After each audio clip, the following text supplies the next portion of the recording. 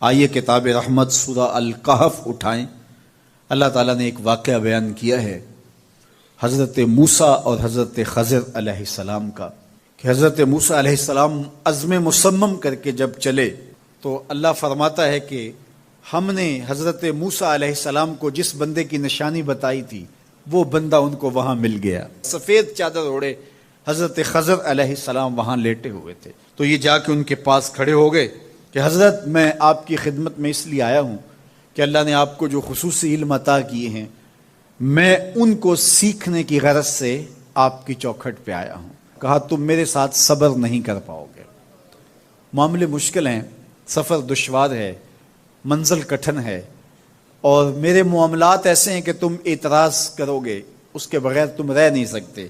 حضرت موسیٰ علیہ السلام نے کہا اگر اللہ نے چاہا تو آپ دیکھیں گے میں صبر کروں گا، اور آپ کے کسی حکم کی کسی کام کی میں نافرمانی نہیں کروں گا، کسی کام کا انکار نہیں کروں گا۔ کہا کہ اچھا شرط یہ ہے کہ جو میں کروں اس پر تم اعتراض نہیں کرو گے، سوال نہیں کرو گے، یہاں تک کہ میں خود ہی نہ بتاؤں۔ تو کہا کہ یہ شرط ٹھہری، میں کوئی بات نہیں کروں گا۔ فانطلقا، دونوں چل پڑے، دریا کے پار جانا تھا۔ جو کشتی کا مالک تھا، کشتی بان تھا، وہ حضرت خضر علیہ السلام کو جانتا تھا، تو اس نے کرایہ بھی نہیں لیا، لیکن جب کشتی پر سوار ہوئے تو عصا مار کے حضرت خضر علیہ السلام نے کشتی کا ایک پھٹا توڑ دیا۔ تو بے ساختہ حضرت موسیٰ علیہ السلام نے کہا آپ نے پھٹا توڑ دیا، یہ سارے ڈوب جائے؟ کہا میں نے کہا تھا نا تم میرے کاموں پہ صبر نہیں کر پاؤ گے۔ تو حضرت موسیٰ کو یاد آیا، کہا میں بھول گیا تھا، اس پر مواخذہ نہ کیجیے۔ پھر دونوں چل پڑے، بچے کھیل رہے تھے، ایک خوبصورت لڑکا وہ بھی بچوں میں کھیل رہا تھا، حضرت خضر آگے بڑھے اور اس کی گردن مروڑ دی، اس کو قتل کر دیا۔ صاحب شریعت تھے حضرت موسیٰ علیہ السلام، نہ رہ سکے، پھر بول پڑے ایک جان کو بغیر کسی جان کے بدلے میں قتل کر دیا، اس نے گوایا کیا تھا ہمارا؟ آپ نے بہت ہی جو ہے وہ غلط کام کیا، یہ کام اچھا نہیں کیا آپ نے۔ کہا میں نے کہا نہیں تھا کہ تم میرے ساتھ صبر نہیں کر پاؤ گے۔ کہا ایک موقع اور دے دیجئے، اب اگر میں نے کوئی اعتراض اٹھایا تو پھر دوبارہ مجھے آپ اپنی صحبت میں نہ رکھیے، عذر تمام ہو جائے گا۔ پھر دونوں چل پڑے، یہاں تک کہ ایک بستی میں دونوں آئے تو آپ نے بستی والوں سے کہا کہ ہم مہمان ہیں، آپ ہماری مہمان نوازی کیجیے، کھانا کھلائیے۔ تو انہوں نے انکار کر دیا، کہا کہ ہم تو آپ کو بلایا نہیں ہے، آپ خود آئے ہیں، آپ اپنے کھانے کا خود انتظام کیجیے۔ گزر رہے تھے گلی سے تو ایک دیوار گرنا چاہ رہی تھی، تو جلدی سے اس دیوار کو مرمت کر دیا۔ کہا حضرت ہم اگر چاہتے تو اس پہ اجر لے سکتے تھے، انہوں نے ہمیں کھانا تک نہیں دیا اور ہم ان کی دیواریں سیدھی کر رہے ہیں۔ کہا اب تمہاری میری جدائی ہو گئی، تم نے یہ بھی اعتراض کر دیا۔ تو انہیں یاد آیا کہ وہ یہ بھی اعتراض ہو گیا، اب میں تمہیں بتاتا ہوں کہ یہ 3 کام میں نے کیوں کیے۔ اللہ اکبر۔ اب سنیے، قرآن ہمیں بتاتا ہے کہ ظاہری علم بھی ہوتا ہے لیکن کوئی باطنی علم بھی ہوتا ہے۔ کہا وہ پہلی بات کشتی والی سنو، یہ 2 مسکین بچوں کی کشتی تھی، ان کے گھر کا چولہا اس کی کمائی سے جلتا تھا۔ دریا کنارے کنارے ایک ظالم بادشاہ رہا تھا جو لوگوں کی کشتیاں چھین رہا تھا، ہم نے تھوڑا سا عیب لگا دیا، وہ ٹوٹی کشتی چھوڑ کے چلا گیا۔ اب وہ تھوڑے سے پیسے لگا کے کشتی مرمت کرا لیں گے، گھر کا چولہا جلتا رہے گا، بتاؤ اچھا کیا یا برا کیا؟ کہا رہی بات اس بچے کی جس کو ہم نے قتل کیا، اس کے ماں باپ مومن تھے، نیک تھے، صالح تھے، بچے نے بڑا ہو کے بہت برا ہونا تھا، ہم نے اس کو قتل کر دیا، اللہ اس کے بدلے ان کو بہتر اولاد دے گا۔ علماء تفسیر نے لکھا ہے اس بچے کے بدلے میں اللہ نے ان والدین کو ایک بیٹی عطا کی جس کی نسل سے 70 نبی پیدا ہوئے۔ دیوار کی کہانی بھی سن لیجئے، یہ شہر کے 2 یتیم بچوں کی دیوار تھی اور اس کے نیچے ان کا خزانہ تھا اور ان کا باپ بڑا نیک تھا۔ خزانہ دیوار کے نیچے ہے، دیوار گرنا چاہ رہی ہے، کسی معمولی دھکے سے گر جاتی۔ 2 ہی صورتیں تھیں، یا وہ بچے خود اپنا خزانہ اٹھا لیتے یا لوگ اٹھا کے لے جاتے۔ لوگ اٹھا کے لے جاتے پھر بھی ہاتھ میں کچھ نہ آیا، اور اگر وہ خود اٹھا لیتے تو بچے ہیں، بچپنے کی وجہ سے وہ اس کو اڑا دیتے۔ تو ہم نے اس کے اوپر دیوار کھڑی کر دی، جب تک وہ اس قابل نہیں ہو جاتے کہ یہ خزانہ نکال کے اس کو صحیح مصرف پہ لگا سکیں، اتنی دیر تک دیوار گرے گی نہیں۔ اللہ اکبر۔ وہ کسی وجہ سے دیوار قائم رہے گی، اور جب وہ اس عمر کو پہنچ جائیں گے جس عمر میں وہ اس خزانے کو سنبھال سکیں گے تو پھر دیوار خود بخود گر جائے گی اور یہ خزانہ نکال کر کے اپنے کام پہ لے آئیں گے۔ میں جب پہلی مرتبہ اس کو جو ہے وہ غور کے ساتھ تلاوت کیا تو مجھے یہ لگا کہ اس کا انطباق پاکستان کے حالات پہ بھی ہو سکتا ہے، اس لیے کہ یہ بھی یتیموں کا سرمایہ ہے۔ کتنے یتیم روتے بلکتے رہ گئے اور ان کے سر سے جو ہے وہ سائے اٹھ گئے اس وطن کے لیے، لیکن میرے مالک نے اس ملک کے خزانوں پر گہرے پہاڑ اور بڑی بڑی دیواریں کھڑی کر دی ہیں۔ جب تک یہ قوم بلوغت تک نہیں پہنچے گی اتنی دیر تک وہ خزانے ظاہر نہیں ہوں گے، اور جب یہ قوم اپنی بلوغت تک پہنچے گی، شعوری بلوغت، فکری بلوغت، علمی بلوغت، اور رب سے جو وعدہ کیا تھا پاکستان کا مطلب کیا، لا الہ الا اللہ، جب اس بلوغت تک یہ پہنچ جائے گی، اس وعدے کی تکمیل ہوگی، پھر رب دیوار ہٹا دے گا اور پاکستان کو اللہ اتنے خزانے دے گا اور پاکستان ایسا مالا مال ہوگا دنیا دیکھنے آئے گی انشاءاللہ۔ اس لیے رب نے دیواریں بنا کے رکھے۔ تمہارا باپ معین الدین چشتی بڑا نیک تھا، تمہارا باپ داتا گنج بخش علی حجویری بڑا نیک تھا، تمہارا باپ حضرت مجدد الف ثانی بڑا نیک تھا، ان کی وجہ سے میں دیواریں کھڑی کر رہا ہوں اور مضبوط حصار لگا رہا ہوں تمہارے خزانوں پر، اور وہ وقت آئے گا جب تم بلوغت کی عمر کو پہنچو گے، دیواریں ہٹ جائے گی اور تمہارا وطن زمانے پہ مہکتے پھول کی طرح اور چمکتے ستاروں کی طرح اور روشن آفتاب کی طرح چمکتا اور مہکتا دکھائی دے گا، اور زمانہ پاکستان دیکھنے آئے گا، پاکستان دنیا کی قیادت کرے گا انشاءاللہ۔ تو کہا یہ تعویل ہے ان باتوں کی جو باتیں میرے رب نے مجھے بتائی، اور یہ میں نے اپنی مرضی سے نہیں کہی، اور جو میں نے کیا اپنی مرضی سے نہیں کیا۔ تو یہ باطنی باتیں ہیں، شاید یہ باطنی باتوں کے جوش میں یہ بات بھی میں کر گیا۔ وہ کیا کسی نے کہا تھا کہ بھری محفل میں ایک راز کی بات کہہ دی، بڑا بے ادب ہوں سزا چاہتا ہوں۔ ایک لمحہ تمہیں ایسا بھی میسر ہونا چاہیے اپنے اوقات زندگی میں جس میں تمہارے اور تمہارے رب کے درمیان کوئی بھی نہ ہو۔ وَتَبَتَّلْ إِلَيْهِ تَبْتِيلًا، سب سے کٹ کے الگ تھلگ ہو کے بالکل یکسوئی کے ساتھ تم اپنی زندگی کے وہ لمحے اپنے رب کے ساتھ جوڑ دو۔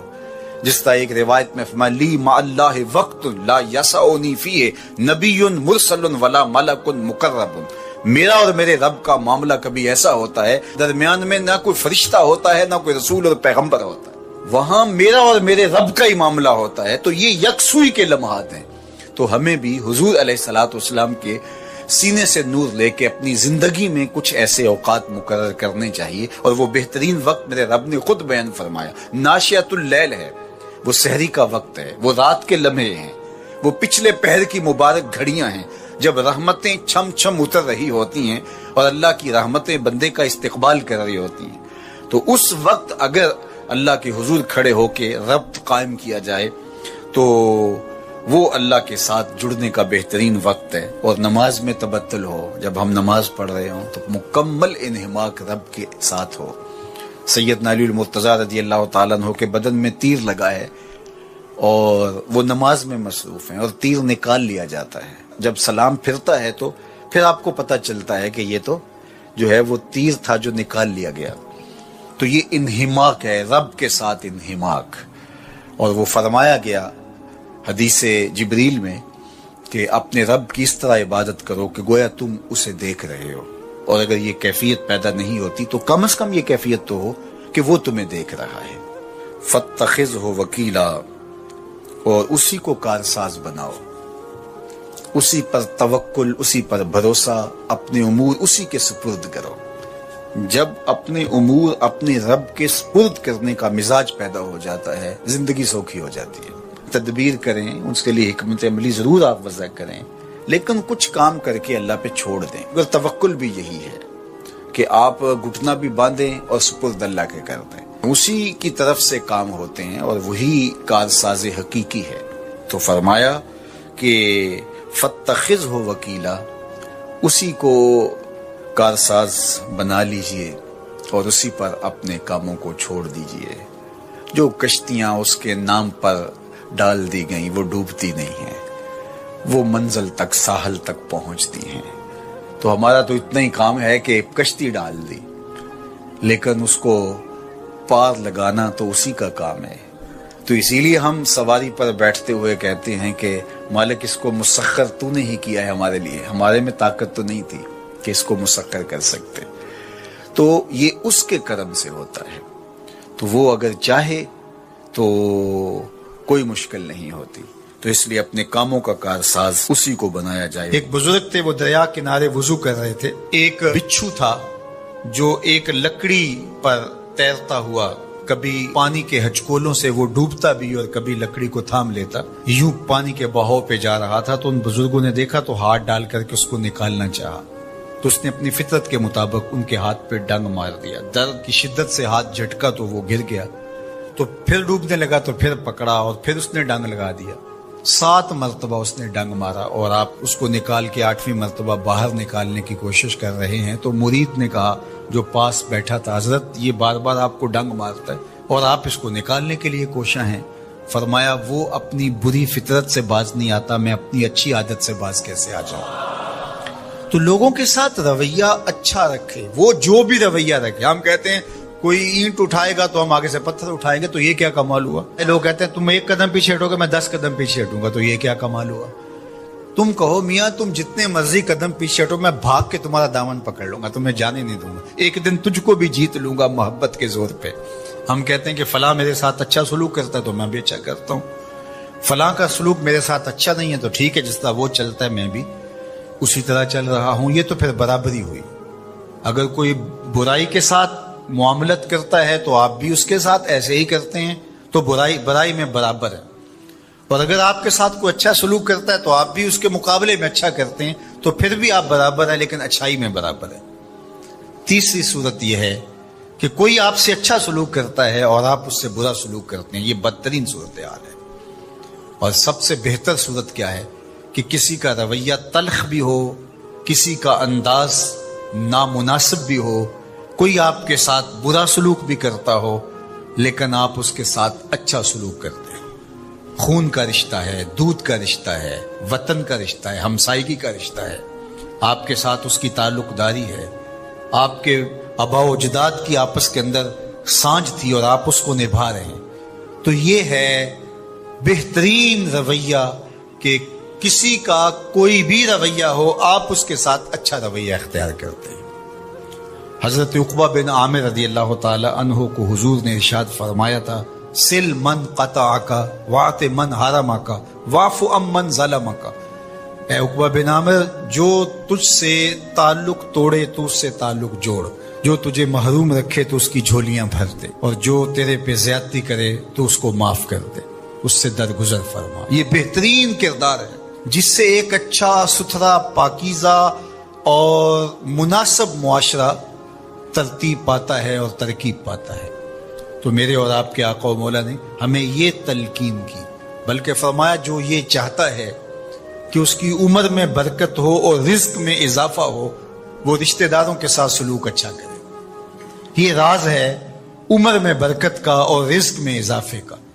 رشتہ داروں کے ساتھ اگر سلوک اچھا کرو گے تو تمہاری عمر میں بھی برکت ہوگی، تمہارے رزق میں بھی برکت ہوگی۔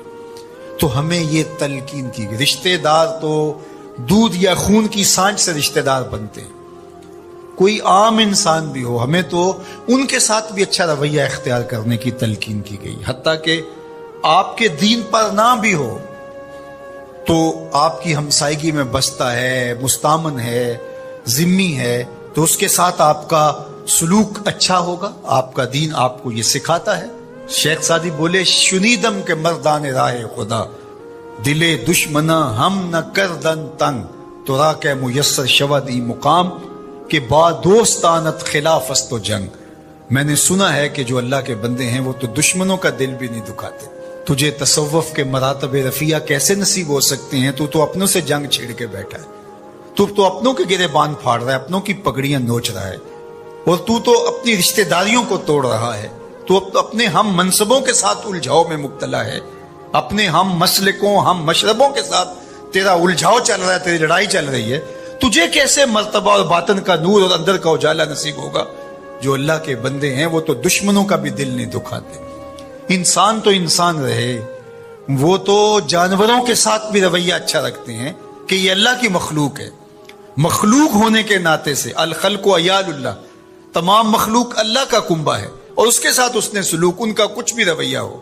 حضور کے غلام اور اسلامی معاشرہ، اس میں یہ کس طرح چیز